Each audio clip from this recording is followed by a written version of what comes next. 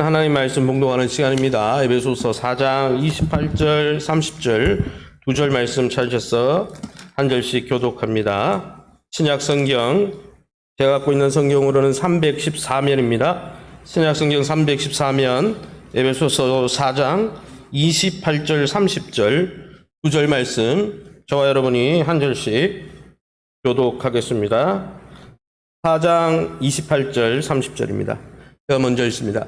도둑질하는 자는 다시 도둑질하지 말고 돌이켜 가난한 자에게 구제할 수 있도록 자기 손으로 수고하여 선한 일을 하라.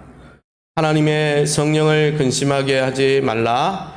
그 안에서 너희가 구원의 날까지 인치심을 받았느니라. 아멘.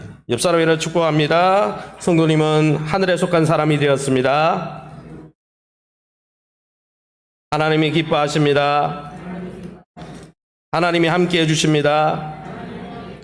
잘 됩니다. 할렐루야.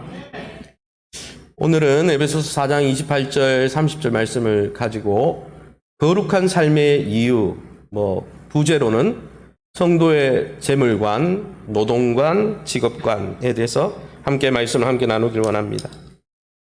신자인 우리는 거룩한 삶을 살아야 한다는 것을 항상 말씀을 통해서 격려받고 도전받습니다. 그럼에도 불구하고 거룩하고 성결하게 살아야 함에도 불구하고 많은 삶의 현장에서 쉽게 실패하고 맙니다. 그렇게 쉽게 실패하는 이유가 여러 가지 있겠지만 그 중에 하나는 거룩과 성결이라면 하면 그것은 하나님의 성품이지 내가 쫓아갈 수 없는 어려운 삶이다라고 지레 겁을 먹기 때문이고, 또 하나는 이 세상의 삶에 세상에 익숙한 우리가 하나님을 닮아가는 이 거룩한 삶을 구원을 위한 무거운 짐처럼 여기기 때문이에요. 그래서 내가 열심히 살고 하나님 기준에 부합해야지 내가 구원받는다. 사실은 구원받았기 때문에 그렇게 살아가는 것인데 이렇게 신학적으로 오해하기 때문에 또 거룩을 멀리하기도 합니다. 그로 인해서 이 거룩함, 성결함에 대한 우리의 기대치는 매우 낮습니다. 별로 그거는 목사님이나 열심히 있는 사람이나 하는 것이, 그래서 지기 싫은 짐작 정도로만 거룩함에 대해서 여기기도 하고, 아니면 아주 성숙한 사람이나 갖춰야 될 신앙의 인격 정도로 치부하면서 이 거룩한 기준을 무너뜨리고 살면서도 그건 나하고는 좀 상관없는 일이야, 괜찮은 열심히 있는 사람이나 그렇게 사는 거지 이러면서 별 부담도 죄책감도 돌이킴도 없는 것이 이 거룩에 대한 우리의 삶의 현실이 아닌가, 우리 자신을 돌아보게 됩니다. 그러면 여러분, 믿는 우리가 예수 그리스도를 믿음으로 하늘에 속한 사람, 하늘에 속한 새 사람이 된 우리가 왜 옛사람을 벗고 새 사람의 거룩한 삶을 살아야 할까요? 왜 우리는 거룩한 삶을 살아야 됩니까? 첫 번째, 우리가 말씀을 통해서 알 수 있는 것 하나는 성령 하나님께서, 믿는 자들 안에 내주하시는 성령 하나님께서 우리 신자들의 삶의 방식, 생활 방식으로 인해서 슬퍼하시기 때문에, 우리가 옛사람을 쫓아 살면 하나님이 너무나 슬퍼하시기 때문에 우리가 하나님을 사랑한다면 거룩한 삶을 선택해야 한다는 것이죠. 30절 말씀 우리가 함께 읽어봅니다. 하나님의 성령을 근심하게 하지 말라. 그 안에서 너희가 구원의 날까지 인치심을 받았느니라. 이번 문에 보니까 하나님의 성령을 근심하게 하지 말라, 이렇게 사도 바울이 설명하고 있습니다. 사도 바울은 옛사람을 벗고 새사람을 입으라라는 그 내용을 세부적으로 설명하고 있었습니다. 그런데 갑자기 새사람을 입어라 이런 설명을 하다가 갑자기 오늘 본문에 성령님에 대해서 언급하고 있습니다. 이것은 신자들이 이 땅에서 새사람을 입고 거룩한 삶을 살아야 될 이유가 성령 하나님 때문이라는 거예요. 그 이유가 뭡니까? 신자인 우리가, 하늘에 속한 새 사람인 우리가 만약 옛사람의 방식, 세상의 방식을 고집하고 살아가면 우리 안에 계신 성령님이 슬퍼하시기 때문에 우리는 거룩한 삶을 살아야 한다는 것이죠. 구원받기 위함이 아닙니다. 이미 구원받았는데 우리 안에 계신 하나님을 슬프게 하기 때문에 그렇게 살아야 한다는 것입니다. 성령 하나님은 우리의 삶 때문에 기뻐하시기도 하시고 반대로 슬퍼하시기도 하신다고 사도 바울은 우리에게 소개합니다. 여기에 근심하게라는 여기의 단어를 원문 사전을 찾아보니 슬픔을 느끼다, 고통과 비탄을 느끼다 이런 뜻이더라고요. 즉 우리의 삶의 방식 때문에 때로는 성령 하나님이 슬픔을 느낀다는 거예요. 우리의 잘못된 왜곡된 삶의 방식 때문에 성령 하나님께서 고통을 느끼고 아픔을 느끼신다는 것이죠. 성령 하나님은 인격적이시기에 우리 안에 계셔서 우리처럼 근심하시거나 슬퍼하시거나 아픔을 느끼는 분이라는 거예요. 그러면 믿는 우리의 어떤 모습이 하나님을 슬프게 하고 아프게 할까요? 이 성령에 대한 언급이 어떤 문장의 흐름 속에서 등장하고 있습니까? 22절에서 24절의 흐름 속에 등장하는 것이죠. 22절에서 24절에 보면 핵심이 뭡니까? 옛사람을 벗어버리고 24절에 새 사람을 입으라는 것이죠. 목사님, 이 30절의 말씀 너무 앞으로 당겨서 한 거 아닙니까? 아닙니다. 왜냐하면 25절부터 29절의 말씀을 가만히 살펴보면 이 25절에서 29절은 2절에서 24절에 나눈 옛사람을 벗어버리고 새 사람을 입으라는 것을 강론으로 삶에 적용시킨 것뿐이에요. 25절에는 어떻습니까? 언어 생활을 할 때 옛사람 벗어버리고 거짓을 버리고 참된 말을 하라는 것이죠. 26절에는 우리가 분노의 감정을 표현할 때 옛사람을 버리고 새 사람을 입으라는 거예요. 오늘 본문에는 이 경제적인 문제에 있어서 옛사람을 벗어버리고 새 사람을 입으라는 거고 또 29절도 마찬가지죠. 그래서 이것을 보면 옛사람을 벗고 새 사람을 입는 이야기를 하다가 하나님이 고통스러워 하신다 이렇게 이야기하신 거죠. 즉 성령 하나님께 고통을 드리는 것은 새 사람인 하늘에 속한 거듭난 사람이 되었음에도 불구하고 계속 우리가 옛사람 세상의 옷을 고집하고 세상의 방식을 고집하고 살아갈 때 성령이 근심하시고 아파하시고 슬퍼하시고 비통해 하신다는 거예요. 25절에서 29절의 언급처럼 새 사람이 되었음에도 계속 거짓을 말하고 계속 분노를 표출하고 계속 다른 사람의 것을 절도하고 계속 우리의 언어만 버리면 더러운 말을 할 때 성령이 근심하시고 아파하신다는 거예요. 성령은 거룩한 영이시기에 우리 안에 거룩하지 않은 모습을 보실 때 슬퍼하십니다. 성령은 진리의 영이시기에 우리가 진실을 말하지 않고 거짓을 일삼으며 이간질할 때 고통받는다고 25절에 사도 바울이 이야기한 것입니다. 성령은 교회를 하나 되게 하는 영이시기에 26절과 31절에 나오듯이 신자 서로 간에 격분하며 노를 바라며 비방하고 수근수근할 때 하나됨을 깨뜨릴 때 고통스러워 하신다는 거예요. 성령은 말과 찬양과 예언과 방언, 우리의 언어를 주관하시는 분이시기에 우리가 말을 통해 부적절한 말을 통해서 더러운 말을 할 때 하나님은 마음 아파하신다는 것이죠. 사랑하는 성도 여러분, 그러므로 우리가 매일매일 죄악된 옛보성과 영적으로 싸움을 할 때에 매일 성령이 기뻐하시도록 새 사람의 삶을 선택해야 하는 것입니다. 우리의 생활 방식이 더 이상 성령 하나님을 슬프게 해서는 안 된다는 거예요. 왜 그렇습니까? 우리 안에 계신 성령님이 우리가 하나님의 것이라고, 하나님의 소유라고, 하나님의 자녀라고 인친 분이시기 때문이에요. 여러분, 우리가 예수님을 믿을 때 누구를 받습니까? 성령을 받습니다. 성령이 왜 우리 가운데 오십니까? 로마서 8장에 나오는 대로 우리가 하나님의 자녀인 것을 증거하시기 위해서 우리 가운데 계시다는 것이죠. 우리가 하늘의 시민권자가 되었다고 매일매일 증거하는 분이 있는데 바로 그분이 성령님이시라는 거죠. 에베소서 1장 13, 14절에 그래서 사도 바울은 그것을 이렇게 말했죠. 밑줄 끈 부분만 제가 읽어보겠습니다. 그 안에서 또한 믿어, 예수 안에서 믿어 약속의 성령으로 인치심을 받았으니 이는 우리 기업의 보증이 되신다 그랬어요. 우리가 예수님을 믿을 때 우리 안에 성령님이 오셔서 너는 내 거야, 나는 하나님 거야, 그러고 도장을 콱 찍고 하나님의 소유다, 너는 하나님의 자녀다, 이렇게 매일 말씀하신다는 거예요. 이 성령님이 언제까지 그렇게 하신다고요? 오늘 성경 본문에 보니까 4장 30절에 그 안에서 너희가 구원의 날까지 인치심을 받았는, 목사님 구원 받았는데 뭐 구원의 날까지, 구원을 이미 받았죠. 우리 영의 구원을 받았죠. 그러나 여기 나오는 구원의 날이라는 것은 우리의 몸이 부활해서 예수님이 재림 때 우리의 몸까지 구원받는 그 재림의 날까지, 우리가 예수님을 처음 믿는 첫날부터 예수님 앞에 서는 그 재림의 날 끝날까지 성령께서 우리 안에 계셔서 너는 하나님의 것이야, 너는 영의 사람이야, 너는 하늘에 속한 사람이야, 이렇게 증거하신다는 거예요. 이렇게 매일매일 눈 뜨자마자 우리 안에서 너는 하나님의 사람이다. 너는 하나님의 사람이다. 이렇게 말씀하시는 성령 앞에서 아니에요. 나는 하나님의 사람이 아니에요. 나는 옛사람이에요. 옛날에 정말 세상에 속한 사람이에요. 나는 여전히 세상 사람이에요. 이렇게 삶의 방식으로 그 옛사람의 삶을 취하면서 스스로 삶과 행동과 언어와 말로 나는 하나님의 사람이 아닙니다. 이렇게 고집한다면 아니야, 너는 하나님의 사람인데, 너는 하나님의 사람이야, 이야기하는데, 우리가 말과 행동으로, 삶으로 옛사람을 택하면서 나는 옛사람입니다, 이렇게 말한다면, 성령이 얼마나 슬퍼하시겠습니까? 성령은 민감한 영이십니다. 그러기에 그분은 죄와 불화와 거짓을 싫어하시고, 그것으로부터 뒷걸음질 하시는 분입니다. 그러기에 그 성령님이 우리에게 매일매일 너는 나의 사람이다, 하늘에 속한 사람이다, 그렇게 말씀하시는 그 성령님께 상처 주지 않으려면 우리도 하나님이 싫어하는 것으로부터 뒷걸음쳐야 한다는 것이죠.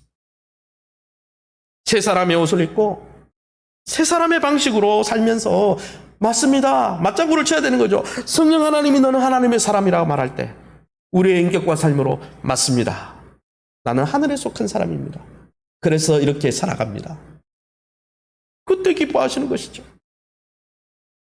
우리가 웨스트민스트 신앙고백을 장로교에서 이야기하죠. 그 영국의 유명한 그 웨스트민스트 채플을 지도하던 캠벨 몰간 목사님, 로이드 존스 목사님 후임으로 왔죠. 캠벨 목사님이 이 성경 구절과 관련해서 유명한 말을 하셨습니다. 이런 말인데요. 여러분은 행동과 삶으로 여러분을 한없이 슬프고 아프게 하는 사람과 평생 함께 살고 싶습니까? 이런 명언을 했다는 거예요. 만약 우리의 배우자가, 만약 우리의 자녀가 매일매일 우리의 마음을 끝없이 아프게 한다면 함께하는 시간이 길어질수록 그것은 고통입니다. 슬픔입니다. 우리가 새 사람이 되고서도 계속 옛사람에 속한 삶을 고집한다면 우리 안에 너는 나의 사람이다, 하늘에 속한 사람이다, 나의 독생자로 그 피로 내가 그렇게 했다 증거하시는 주님께 대못을 받는 거예요. 대못을 받는.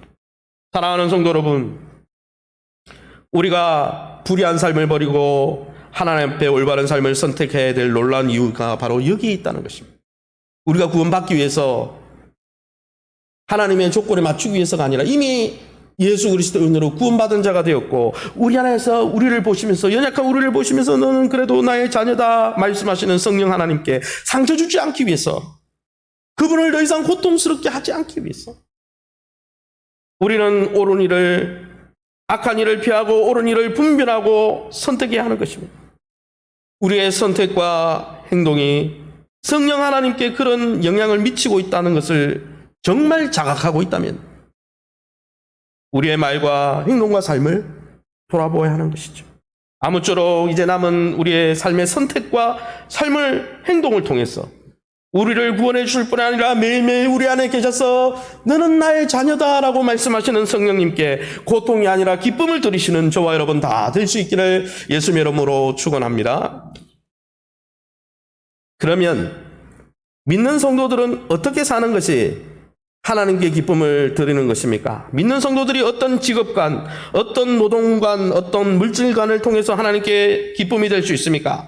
두 번째 성경의 원리는 신자들은 이제 하나님의 기쁨이 되기 위해서, 선을 베풀기 위해 자기 손으로 수고하는 자가 되어야 한다는 것입니다. 28절 우리 같이 읽습니다. 도둑질 하는 자는 다시 도둑질하지 말고 돌이켜 가난한 자에게 구제할 수 있도록 자기 손으로 수고하여 선한 일을 하라. 아멘. 이 성경에 보니까 사도 바울이 다시 도둑질하지 말고 돌이켜 자기 손으로 수고하여 선한 일을 하라. 도둑질은 옛사람, 자기 손으로 수고하여 구제하는 사람은 새사람, 이걸 이야기하는 거죠. 사도 바울은 이 세 사람의 삶의 방식을 25절에서 29절에 쭉 설명했습니다. 제가 성령을 근심케 하지 않는 그런 삶의 원리에 대해서는 언어 생활, 또 분노에 대해서 또 여러 가지 이야기를 쭉 그동안 해왔죠. 그런데 이 사도 바울은 25절에서 29절에 많은 새 사람을 잊고 하나님을 기쁘시게 하는 삶을 소개하면서 특별히 신자들이 가져야 될 직업관, 물질관, 노동관에 해당하는 바로 이 28절을 강조하고 있다는 거예요. 그래서 제가 마지막에 지금 설교를 하고 있는 것입니다. 목사님 그거 강조하는지 어떻게 합니까? 본문의 구조가 그것을 헬라어 구조가 강조하고 있습니다. 먼저 보십시오. 25절과 29절은 쌍을 이룹니다. 신자들의 언어 생활을 이야기하고 있죠. 그리고 26절, 27절, 31절이 뭘 이야기합니까? 신자들의 분노의 감정을 처리하는 방법에 대해서 이야기한다고 제가 쭉 설교를 했습니다. 그리고 중간에 뭐가 박혀 있습니까? 28절이 있는 것이죠. 그래서 가만히 보면 28절을 중심으로 A, B, C, A-, B-. A, B 설명해놓고 A-, B- 똑같은 거 앞뒤로 설명하고 중간에 딱 하나 박힌 게 있는데 센터가 있는데 C가 있는데 그 C가 28절입니다. 목사님 그게 뭐 중요한데요? 헬라어 동심원 구조라고 하는데 이 헬라 시대 로마 시대 때 살았던 사람들은 앞에 뒤에 그러니까 우리가 생각하면은 햄버거 빵을 생각하면 위에 빵 조각 밑에 빵 조각 있죠. 중요한 건 어디에 있습니까? 가운데죠. 이게 무슨 패티냐? 고기 패티냐, 닭고기 패티냐, 소고기 패티냐, 그 안에 뭐가 어떤 소스가 다냐 이게 중요한 거지. 그냥 빵 두 조각 먹으면 무슨 맛이 나요? 그래서 이 로마 헬라 시대 때 사람들도 강조하는 것을 중간에 넣고 앞뒤에는 똑같은 것을 반복해서 강조하면서 중간을 강조했어요. 그러면 사도 바울이 지금 옛사람을 벗고 새사람을 입는 강론을 설명해서 무엇보다도 강조하는 것은 성도들의 물질관, 노동관, 직업관에 대해서 특별히 강조하고 있다는 것이죠. 그러면 사도 바울이 신자들이 가져야 될 직업관, 물질관, 노동관에 대한 핵심 가르침이 뭡니까? 먼저 가르침은 옛사람을 벗으라는 거예요. 어떤 옛사람요? 도둑질이라는 옛사람 벗으라는 거예요. 경제관념이죠. 여러분 왜 도둑질을 버리라고 합니까? 우리가 새 사람이 되었기 때문이에요. 이제는 새 사람이기 때문에 옛사람, 이제는 왕자가 됐는데 거지에 살 때, 거지로 살 때 그 옷은 버리라는 거예요. 구원받기 위해서 도둑질 하지 말라는 게 아니고 도둑질 하지 말라는 이 가르침은 그런데 가만히 살펴보면 구약 10계명에도 등장할 만큼 하나님의 백성의 중요한 경제윤리요, 생활윤리였습니다. 그래서 출애굽기 20장에 10계명을 소개하면서 이렇게 돼 있죠. 제8계명이 뭡니까? 도둑질하지 말라. 제10계명의 10계명은 뭡니까? 물은 내 이웃의 소유를 탐내지 말라. 같은 거예요, 사실. 탐내지도 말고 도둑질하지도 말라는 거예요. 제8계명과 10계명이 탐심과 도둑질에 대해서 금하고 있습니다. 아니 목사님 뭐 지금 신약의 시대, 예수님의 복음의 시대, 자유 시대인데 뭐 10계명 들락거립니까? 물론 구약에 나오는 뭐 요즘은 음식 규례는 우리가 안 지키잖아요. 족발 먹잖아요. 그죠? 옛날에는 족발 못 먹었잖아요. 돼지고기 우리 먹는데 이슬람은 뭐 그걸 고집해서 예수님을 신 안 하니까 그걸 막 지키죠. 그런 법들은 안 지켜도 됩니다. 왜냐하면 신약이 그건 더 이상 필요 없다고 말한 건 안 지켜도 돼요. 그러나 구약에도 강조하고 신약에도 강조하면 그건 이어지는 거예요. 그러면 이 도둑질은 신약에 나와요, 안 나와요? 오늘 본문에 나오잖아요. 도둑질하지 말라. 이 말은 이 도둑질, 경제적으로 우리가 게을러서 남의 것을 착취해서 살아가려고 하는 이런 생활 습관은 버려야 한다는 것이죠. 그런데 신약 성경은 이 도둑질에 대해서 더 확대해서 더 깊게 해석하고 있습니다. 구약에서는 타인의 소유와 돈에 국한시켜서 그걸 도둑질이라고 그랬어요. 그러나 신약 성경은 도둑질에 대해서 다른 사람의 돈을 그냥 탐내서 훔치는 것, 그걸 넘어간다 그랬습니다. 어떻게 넘어갑니까? 국가에 내야 될 세금 탈세하는 것, 그것도 도둑질이라고 그랬어요. 로마서 13장이 나오죠. 그리고 하나님께 드려야 될 헌물을 드리지 않는 것, 그것도 도둑질이라고 그랬습니다. 로마서 13장 7절, 제가 쉬운 성경을 읽어보겠습니다. 모든 사람에게 해야 할 의무를 다하십시오. 어떤 의무요? 국세를 바쳐야 할 사람에게는 국세를 바치고 관세를 바쳐야 할 사람에게는 관세를 바치십시오. 그래서 정상적으로 우리가 탈세하지 않고 정상적으로 바쳐야 돼요. 그게 도둑질하지 않는 거예요. 나라의 것을 도둑질하면 안 되는 거예요. 두 번째는요. 말라기 3장 8절에 이렇게 말씀하고 있습니다. 사람이 어찌 하나님의 것을 도둑질하겠느냐? 하나님의 손에 있는 걸 어떻게 도둑질해요? 하나님 얼마나 강한데 무슨 말 하는 거예요? 이는 곧 11조와 봉헌문이라. 11조 떼먹고 봉헌문 하나님 앞에 드리기로 하는 서원의 제물을 떼먹는 거, 하나님 앞에 드려야 될 것을 도둑질하는 거라고 했어요. 그것 때문에 말라기에는 우리의 삶에 축복이 임하지 않는다 그랬습니다. 더 나아가 현대적으로 이 도둑질을 적용하면 더 넓어집니다. 성경은 더 확대 해석하는데, 만약 제가 기업의 CEO인데 부리는 종업원들이 많이 있어요. 그런데 종업원들 그 수가가 나가는 임금비가 너무 아까워서 외국인 노동자 들이면서 합당한 최저임금 줘야 되는데 안 주고 육체적으로 한없이 부려먹고, 이것도 도둑질입니다. 반대로 내가 기업에서 연봉이 꽤 괜찮아요. 굉장한 급료를 받는데 일을 게으르게 한다. 출근 시간이 10시인데 12시에 출근한다. 이거는 그 소유주의 뭡니까? 그 소유를, 고용주의 소유를 도둑질하는 거예요. 그것도. 신약 성경이 이야기하는 도둑질. 그러게 여러분, 이렇게 내가 먹고 살려고 남의 소유나 노동력을 도둑질하는 것은 세상의 원리예요. 그건 하나님 나라 원리가 아니에요. 목사님 다 그렇게 하는데요. 다 그렇게 해도 우리는 하나님에 속한 사람이니까 그러면 안 되는 거예요. 다른 교회가 잘못된 거예요. 그러면 그거는. 성경대로 안 살아가는데. 마지막에 날 하나님 앞에 평가받아요. 그거는. 여러분, 그것은 옛사람의 방식인 것이죠. 세상에 속한 사람은 자기가 살려고 나만 아니면 돼. 자기가 살려고 남의 소유도 착취하고 남의 존재도 노동력도 착취하는 거예요. 그건 세상의 방식이에요. 내 살려고. 그러나 하나님 나라 백성은 그렇게 사는 게 아닙니다. 그런데 여러분, 이 도둑질하지 말라는 바울의 권면은 에베소 성도들에게는 굉장한 큰 도전이었다는 거예요. 목사님, 왜 그렇습니까? 이 에베소 교회가 지금 유대인 성도도 많았지만 이방인 성도들이 많았어요. 근데 이방인 성도 중에는 누가 많았어요? 노예인데 회심해가지고, 종이었는데 회심해가지고 예수 믿는 사람들이 많았어요. 로마 당시 노예들은 어떤 경향이 있었는데 주인집의 것을 함부로 훔쳐가는 그게 그 시대의 트렌드였대요. 역사 기록을 찾아보니까. 목사님 혼자 생각이죠. 빌레몬서가 뭡니까? 사도 바울이 빌레몬이라는 주인, 그 집에 있던 노예 오네시모가 빌레몬의 집에 있던 거 다 들고 튀었는데 나중에 감옥에 갇혔어요. 사도 바울과 감옥에서 만나서 복음을 듣고 믿음으로 오네시모가 거듭났습니다. 그리고 편지를 씁니다. 빌레몬 주인에게, 내가 복음 안에서 낳은 이 오네시모가 나에게 이로운 자니 네가 빚진 거 있으면 내가 내 빚을 갚을 테니까 이 아이를 용서해 주라. 그게 빌레몬서 아닙니까? 그 시대가 주인의 것을 그냥 쓱싹쓱싹 하는 게 그 시대의 트렌드였다는 거예요. 그런데 이런 그 시대의 트렌드에 익숙한 많은 노예들이 예수 믿고 새 사람이 되고 하늘에 속한 사람이 되었는데 그들에게 옛 삶의 방식을 버리라고 이야기하는 거예요. 사도 바울이 지금. 그러면 사도 바울이 도둑질은 버리는, 알겠습니다, 목사님. 그러면 어떤 새 사람의 옷을 입으라고 이야기합니까? 4장 28절을 다시 한번 우리가 읽어보겠습니다. 같이 읽어봅니다. 도둑질하는 자는 다시 도둑질하지 말고 돌이켜 가난한 자에게 구제할 수 있도록 자기 손으로 수고하여 선한 일을 하라. 돌이켜서 어떤 옷을 입으라고요?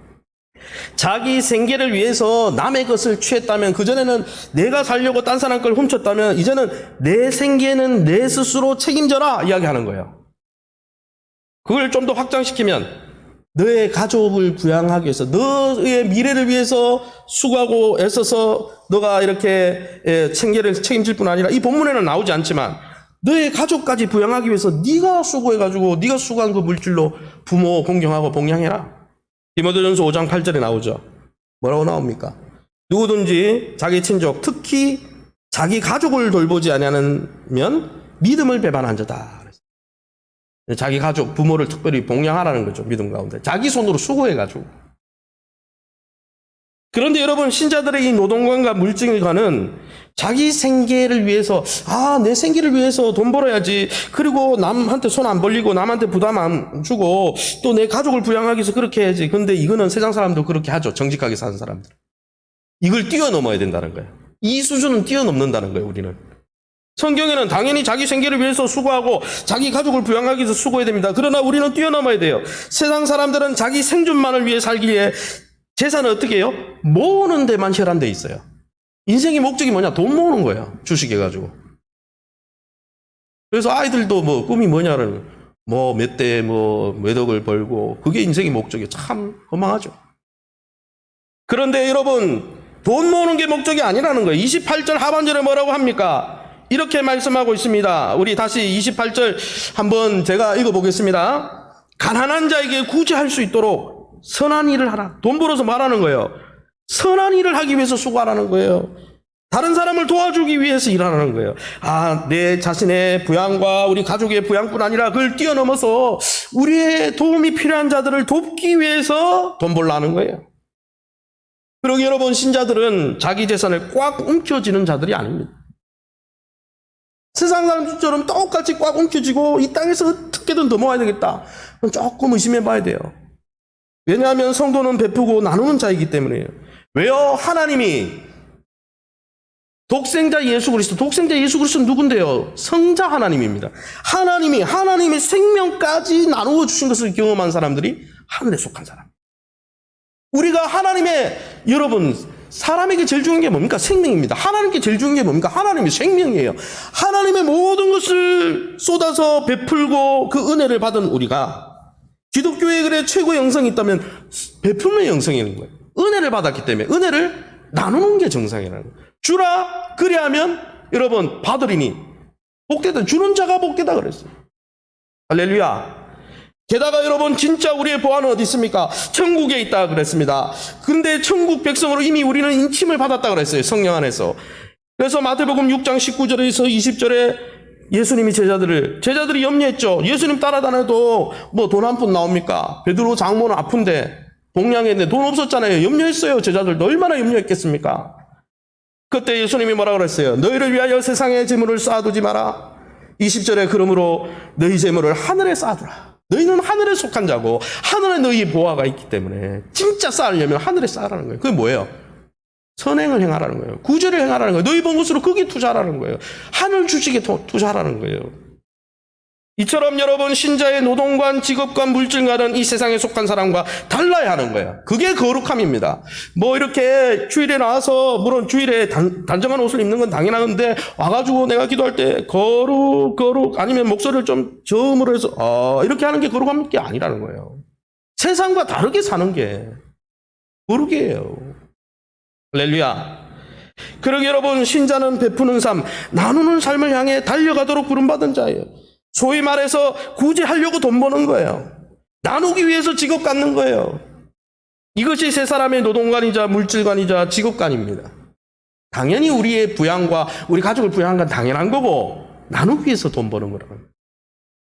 그래서 잘 나누는 사람이 진짜 신앙 좋은 사람이에요. 여러분 이런 물질관, 성경적인 노동관, 직업관에 대한 가르침은 신약성경에 많이 나오고 있습니다. 여러분 초대교회를 생각해 보세요. 초대교회 오순절 다락방에 여러분 120명이 성도들이 기도하다가 불을 받았습니다. 각 사람 위에 머리에 성령의 불이 120개의 불기둥이 떠올랐죠. 120명 각 사람 위에 방언을 막 했습니다. 그런데 그 공동체 초대교회 성령 충만한 공체가 여러분 성령 충만했을 때 드러난 증거가 뭡니까? 나눔과 베품이었습니다. 사도행전 2장 44절에 45절에 이렇게 돼 있죠. 믿는 사람이 다 함께 있어 모든 물건을 서로 통용하고 서로 나누었어요. 45절에 또 재산과 소유를 팔아 각 사람의 필요를 따라 나눠주며 이 구절만 나오는 게 아니고 초대교회가 아나니아 삽비라 사건이 나오기 전까지 계속 이 사건이 나옵니다. 그러면서 성령 충만의 증거가 나누고 베푸는 삶이라는 거예요. 그러게 여러분 네오막시즘 요즘 뭐 신공산주의 신사회주의를 주장하는 네오막시즘을 주장하는 측의 정치색을 갖고 있는 사람들은 뭐 사회가 완전히 사회 구조를 변화시켜야 공평한 분배가 되고 나눔이 된다. 천만에요. 조직 개편으로 사람이 변하는 게 아니에요. 성령 안에서 예수 그리스도를 믿고 속 사람이 변해야 나누는 거예요. 할렐루야. 교육 많이 시킨다고 조직을 바꾼다고 사람이 변할 것 같습니까? 천만에요. 그러면 역사 대대로 벌써 바뀌었겠죠. 예수 안에서 거듭난 심령이 새로워지지 않고는 현 공산주의 국가들 보세요. 독재자의 자기의 더러운 욕정을 채우기 위해서 공평하게 한다 그러고 다 걷어가지고 자기가 쓰잖아요. 자기가 안 나눠주고. 그러기 여러분 예수 믿는 사람 교회가 대안인 거예요. 할렐루야. 교회가 그런 삶을 살면서 세상에 보여줘야 되는 거예요. 할렐루야. 그런데 이렇게 초대교회가 나눔과 구제를 너무나 잘 행했어요. 그런데 그러면서 문제가 또 발생했어요. 그 문제가 뭐냐? 일할 수 있는 사람인데 교회 오니까 다 나눠주니까 일했을까요? 안 했을까요? 안 하는 문제가 생겼다는 거예요. 너무 잘 나눠주니까 일 안 해도 뭐 어느 정치인 이야기하듯이 뭐 자기 뽑아주면 뭐 한 달에 얼마씩 나눠준다 그러는데 교회가 너무 잘 나눠준 거예요. 그런데 이것이 초대교회의 문제가 되었습니다. 사도 바울이 그것을 또 다른 성경에서 이렇게 이야기합니다. 데살로니가 전서입니다. 4장. 조용히 자기 일을 하고 너희 손으로 일하기를 힘쓰라. 왜요? 자꾸 공동체에 비비면서 살아가려고 하는 사람도 있었다는 거예요. 데살로니가 후서 3장에는 더 강력하게 이야기하죠. 누구든지 일하기 싫어하거든 먹지도 말게 하라. 그런데 그렇게 하지 않은 사람이 있죠. 11절에 그냥 교회 공동체에 빗대어 살면서 자기는 일 안 한 사람이 어떻게 해요? 게으르게 행하여 도무지 일하지 아니하고 교회 안에서 일을 만들기 시간이 남으니까 일을 만드는 자들이 있다 그랬어요. 12절에 조용히 일하여 자기 양식을 먹으라. 오늘 본문하고 똑같죠. 사도 바울이 똑같은 교회는 다르지만 사도 바울이 기록한 글이잖아요. 이 사도 바울의 편지를 읽어보면 초대교회의 구제사역이 너무 잘 된 거예요. 이거 좋은 거예요. 우리 교회도 선교 사역뿐 아니라 구제사역이 넘치길 원합니다. 지금도 선교 잘하고 이 지역교회를 잘 돕고 있지만 더 넘치길 원합니다. 할렐루야. 그런데 여러분, 이 초대교회 구제사역을 악용한 성도들이 있었다는 거예요. 여러 가지 이유로 교회의 도움만을 바라면서 스스로 일하지 않았다는 거죠. 게을러져서 교회를 다니면서 문제만 일으켰다는 거예요. 심지어 스스로 일할 수 있는 젊은 과부들이 있었는데 교회가 너무 잘 돕다 보니까 아직 새파랗게 젊은데 과부가 됐어. 그러니까 여성이고 과부가 됐으니까 얼마나 딱합니까? 그래서 교회에서 다 도와준 거예요. 그런데 젊은 과부들까지 도와주다 보니까 진짜 나이 들어 병들고 부양해야 될 가족이 없는 참 과부, 늙은 과부가 도움을 받았어요? 못 받았어요? 못 받는 일이 생겼다는 거예요. 그래서 디모데전서 5장에 이렇게 말씀하죠.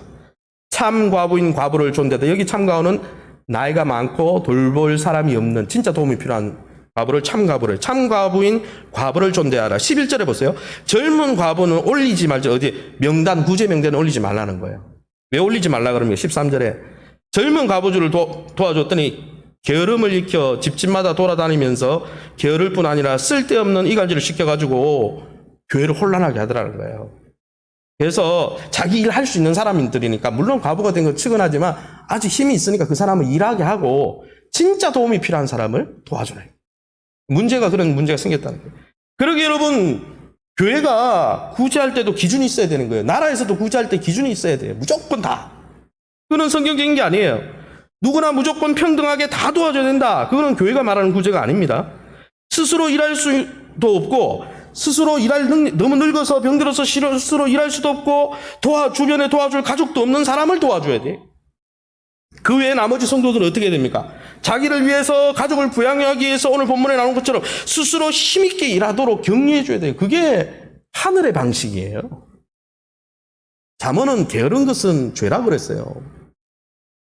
그런 면에서 좀 민감한 문제지만 요즘 다 그런 건 아닌데 극단적 페미주의자들, 극단적 여성주의자들의 주장은 좀 성경하고는 안 맞는 겁니다. 기울어진 운동장 운운하면서 무조건 약한 여성이기 때문에 젊은 여성인데도 아주 힘 있는 여성인데도 나라에서 무조건 일자리 만들어줘야 된다. 남자 반, 여자 반 무조건 만들어줘야 된다. 그건 성경적인 직업관, 노동관 아닙니다. 그러면은 젊은 과부들 다 도와줬어야죠. 성경은 그렇게 말하는 게 아니에요. 스스로 노력하지도 않고 무조건 배려받는 것은 성경의 원리가 아니에요. 그거는 절대평등이라는 정말 왜곡된 말로 그럴싸하죠. 얼룩진 세상의 거짓 사상입니다. 나라가 돈 있어야 퍼주죠. 계속 나누기만 하면 어떻게 돼요? 교회도 마찬가지예요. 교회에서 일하는 성도들이 11조를 하고 정상적으로 헌금을 해야 이렇게 되는 거지. 다 그냥 교회에 빗대어가지고 살면 어떻게 됩니까? 그거는 성경적 원리가 아니라고요. 사도 바울도 그걸 이야기한 적이 없다고요. 그런 문제 때문에 초대교회가 어려웠다고요. 그래서 이야기했단 말입니다. 사랑하는 성도 여러분, 이제 말씀을 맺겠습니다. 이제 믿는 우리는 하늘에 속한 사람이 되었습니다. 이제는 남의 재물을 탐하거나 공동체에 이런 말은 좀 그랬어요. 무조건 기생해서 살려고 하는 거는 그거는 옛사람이에요. 그건 세상 사람이에요. 이제 남은 삶을 나 자신을 위해, 우리 가족을 위해, 타인과 공동체를 위해 섬기기 위해서 돈을 벌면서 나누고 베풀고 주님이 베풀어 주는 것처럼 거저 받았으니 거저 나누어 주는 그런 세 사람의 삶을 선택하고 열정적으로 살아야 되는 거예요. 요셉을 생각해 보세요. 요셉 어땠습니까? 열심히 살았습니까? 대충 살았습니까? 열심히 살았습니다. 그래서 기근 때 70명이나 되는 자기 아버지 가족들을 다 부양했고 천하만민 다 기근 속에 죽는 나라를 계획해서 부지런히 살아가지고 그 죽어가는 많은 사람들에게 양식을 나누어 주는 사람이 되었잖아요. 아무쪼록 저와 여러분이 하늘에 속한 세 사람으로 부름받은 우리 성도들과 우리 교회를 통해, 우리 한국교회를 통해 또 우리 세계교회를 통해 진정 도움이 필요한 자들에게 하나님의 사랑과 은혜를 마구마구 흘려보내주는 이 시대의 많은 영혼을 살리는 요셉과 같은 열정적인 신앙인들이 다 되시기를 예수님의 이름으로 축원합니다. 이 시간에 우리 합심해서 한번 기도하기 원합니다. 하나님께서 여러분이 주신 감동을 따라 이 시간 하나님, 우리가 하나님을 기쁘게 하는 사람 살 수 있도록, 또 우리의 모든 생활을 통해 새 사람이 볼 수 있도록 우리 합심해서 주의 이름 부르고 기도합니다. 주여, 하나님 아버지 네 감사합니다. 하나님, 날마다 부족한 우리임에도 불구하고 우리 안에 계셔서 너는 나의 소유다, 하늘의 백성이 되었다, 성령께서 친히 우리로 하나님의 자녀인 것, 하나님의 자녀인 것을 증거해 주시니 감사합니다. 인지신 주님께서 주님 재림하는 날까지 우리의 믿음을 지켜주시고 우리가 하나님의 백성답게 살아갈 수 있도록 이제는 더 이상 우리의 삶의 선택을 통해 하나님께, 성령 하나님께 아픔을 드리고 고통을 드리는 삶을 다 청산하고 새 사람에 합당한 삶, 거룩한 삶, 성결한 삶, 완전하고 온전한 삶을 추구하고 선택함으로 하나님의 기쁨이 되는 복된 아름다운 우리의 삶이 될 수 있도록 축복하여 주시되 지혜와 계시의 성령으로 충만케 하시고 말씀을 날마다 분별케 하시고 말씀대로 살아낼 수 있는 경건의 능력을 부어주셨어요. 이제는 주변에 기쁨이 되는 복의 통로가 되게 도와주시옵소서. 특별히 우리 자신을 부양하고 가족을 부양하고 주변에 나누고 베풀기 위해 이 시대의 요셉처럼 주님 주신 꿈과 비전과 직장과 하나님 아버지 모든 꿈을 통하여서 열정적으로 살며 그 하나님 주신 복들을 통하여서 양식을 나누어 주며 가족을 부양하며 주변의 많은 어려운 영혼들을 구원하는 하나님 이 시대의 요셉과 같이 쓰임받는 믿음의 권속들 다 될 수 있도록 축복해 주옵소서. 취업을 염려하는 우리 자녀들 하나님 취업의 앞길을 열어주시고 하나님 정말 작년들 가운데 이 코로나 시국에 하나님 제2의 전성기를 꿈꾸며 제 취업의 문을 두드리고 있는 소문들 문을 열어주시고 하나님 어떻게 이 인생을 개치게 갈지 모르는 우리 다음 세대를 축복해 주셔서 요셉처럼 하나님이 주신 꿈을 꾸며 하나님 미래적 축복을 나누어주는 하나님의 복된 백성들로 살아갈 수 있도록 인도하여 주옵소서. 하나님 놀라운 은혜를 부으셨으니 이제는 은혜를 나누는 복의 통로, 복의 근원이 되게 도와주시옵소서. 모든 영광 하나님께 돌려드리며 예수 이름으로 기도합니다. 아멘. 찬송.